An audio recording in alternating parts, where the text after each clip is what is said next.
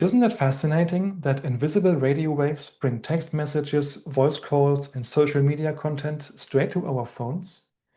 And have you ever tried to imagine how that data actually travels through the air? Since I have started working on my PhD, I often try to imagine that, and I invite you to do the same while I explain how wireless signal propagation can be made more efficient. Let's look at this simplified illustration. Imagine an antenna sending out multiple rays in different directions. Some of them go straight to your phone. Others take a detour. They bounce off every building along the way, following the laws of reflection. When your phone sees many useful reflections, the connection is strong. When reflections are few, the received signal becomes weak. And this is what we experience every day. In future wireless networks, it is expected that high-frequency signals are used which can carry large amounts of data. These signals, however, are more directive, more like focused beams, which means less reflections and more places where this high-speed connectivity will not be available. So how to fix that without installing additional expensive cell towers? One promising idea is to influence these reflections themselves, to steer radio waves where we want them to go. How's that possible?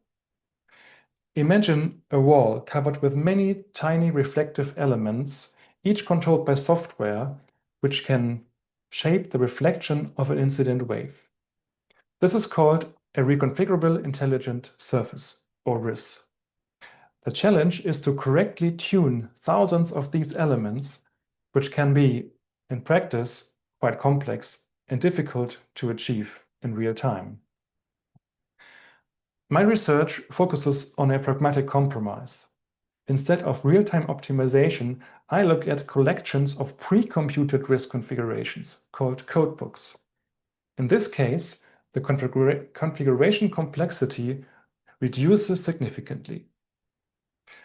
Well, it is still not straightforward to design these codebooks. They must, for example, match the considered communication scenario. They must balance between wide-angle and narrow-angle reflections, and they must match the size of the RIS and its reaction time. In my publications, I have analyzed these design trade-offs for typical communication scenarios. For example, I have derived an optimal RIS configuration that improves the reliable detection of active devices, which is a core task of every wireless communication network. Also, I have analyzed the trade-off between RIS, gain, and configuration complexity, and I have shown that very large RISs can be controlled with nearly zero overhead.